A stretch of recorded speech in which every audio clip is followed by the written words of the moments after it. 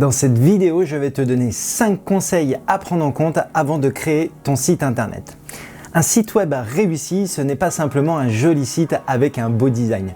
Il va falloir regarder au-delà des apparences, comprendre, et c'est pour ça que je te conseille de ne pas foncer tête baissée pendant des heures de travail acharné qui se révéleront inefficaces.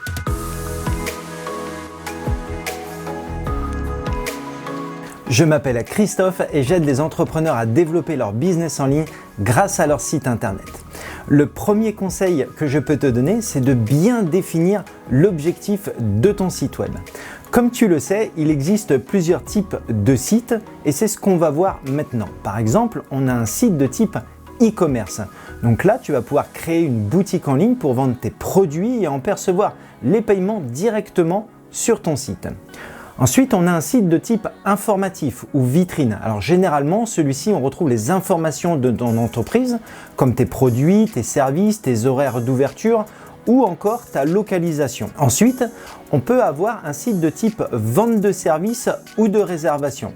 Donc ce site va vraiment te permettre de proposer la souscription à tes services par exemple, proposer des réservations, des événements et également tu vas pouvoir en percevoir le paiement directement via ton site internet. Ensuite, on a un site de type blog. Celui-ci sert à partager ton savoir, tes expériences, inspirer les gens. Donc exemple, un blog de voyage, de mode, de décoration ou encore de cuisine. Tu l'auras compris, définir l'orientation de ton site t'aidera grandement dans la réalisation de ton contenu. Le deuxième conseil que je peux te donner, ça concerne ton identité visuelle. Le but est vraiment d'avoir un site harmonieux dans les couleurs et les photos que tu vas utiliser.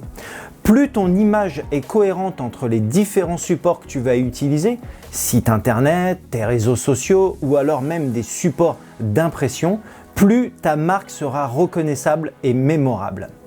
Ton image de marque est la première impression que tu vas laisser à tes futurs clients. Le troisième conseil que je peux te donner, c'est l'expérience utilisateur. Donne à tes visiteurs une raison de rester sur ton site. Aide-les, guide-les, facilite leur navigation au maximum.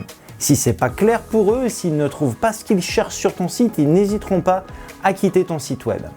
Pour moi, une bonne expérience utilisateur, c'est d'avoir un site clair et aéré, un site responsive. Alors responsive, ça veut dire qu'il soit lisible sur les smartphones et les tablettes. Ensuite, il faut qu'il y ait des call to action. Les call to action, ce sont des boutons avec des appels à l'action. Donc du style ajouter au panier, effectuer un paiement, accéder à ma formation ou voir mes services par exemple. Ensuite, il faut que tes textes soient clairs et bien écrits. C'est vraiment très important et évite les jargons techniques. Il faut vraiment penser à tes internautes.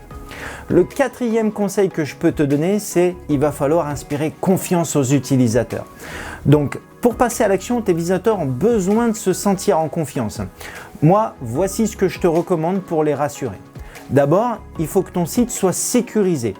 Il faut que sur ton site, il y ait ce qu'on appelle un certificat SSL. Alors, c'est ce fameux cadenas qui apparaît en haut à gauche de l'URL.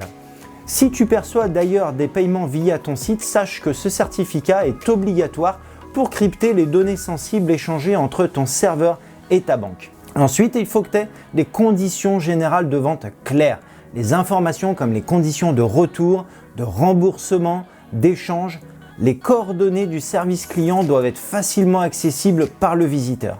Note que les conditions générales de vente sont d'ailleurs obligatoires pour un site marchand. Assure-toi de les inclure dans ton site. Ensuite, mets des avis clients. Les personnes qui ne connaissent pas ont besoin d'être rassurées et de savoir à quoi s'attendre en travaillant avec toi ou en achetant tes produits. Donc n'hésite pas à solliciter des témoignages auprès de tes anciens clients pour les intégrer sur ton site internet. Ensuite, mets une page « Qui suis-je ? Qui sommes-nous » Ose te montrer à tes clients.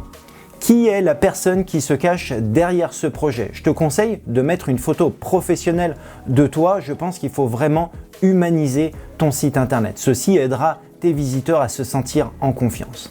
Le cinquième et dernier conseil que je peux te donner, c'est le référencement. Lorsque l'on crée un site internet, que ce soit un site vitrine, e-commerce ou un blog, c'est pour qu'il attire du trafic et soit vu. Passe du temps à chercher tes mots-clés sur lesquels tu veux te positionner et sache qu'un mot-clé égale une page. Le SEO, c'est vraiment ce qui va te permettre d'être visible sur les moteurs de recherche. Voilà, j'espère que ces conseils te seront d'une grande utilité. N'hésite pas à me poser tes questions en commentaire et sache que si tu veux booster ton site web pour ton business en ligne et recevoir chaque semaine les bonnes pratiques, je t'invite à t'abonner à ma chaîne YouTube. En attendant, je te retrouve très vite dans la prochaine vidéo.